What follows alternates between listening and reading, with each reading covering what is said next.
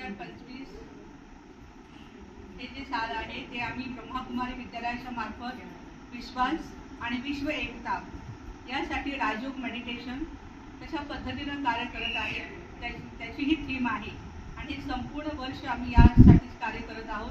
विश्वासामध्ये आत्मविश्वास आणि परस्पर विश्वास, प्रत्येक व्यक्तीच्या मध्ये विश्वास आणि देशांमध्ये पण विश्वास। परंतु आजकाल आपण पाहत आहोत की विश्वासघात हा प्रत्येक क्षणाक्षणाला होत आहे, घरातल्या मेंबर्समध्ये पण होत आहे आणि बाहेर राष्ट्र स्तरावरती पण होत आहे आणि याचं पर्यावसान आहे की विश्व एक न होता अनेकतेमध्ये दुभंगलेलं आहे आणि दुरी ही वाढतच निघालेली आहे।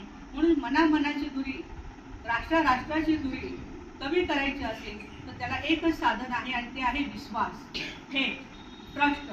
आणि हे ट्रस्ट वाढवण्यासाठी आज परमपिता परमात्मा तुम्हाला सर्वांना प्रेरणा देत आहेत। काही होऊ दे, आपल्या घरातील व्यक्ती असो, समाजातील असो, विश्वास दिलेली जी कमिटमेंट आहे आपण एकमेकांच्या बद्दल पाळलीच पाहिजे। मी तुमच्याकडे येणार आहे म्हटल्यानंतर बरोबर आलं पाहिजे आणि नाही येता आलं तर त्याला सॉरी पण म्हणता आलं पाहिजे आणि अगोदर सांगितलं पाहिजे सॉरी मी येऊ शकत नाही।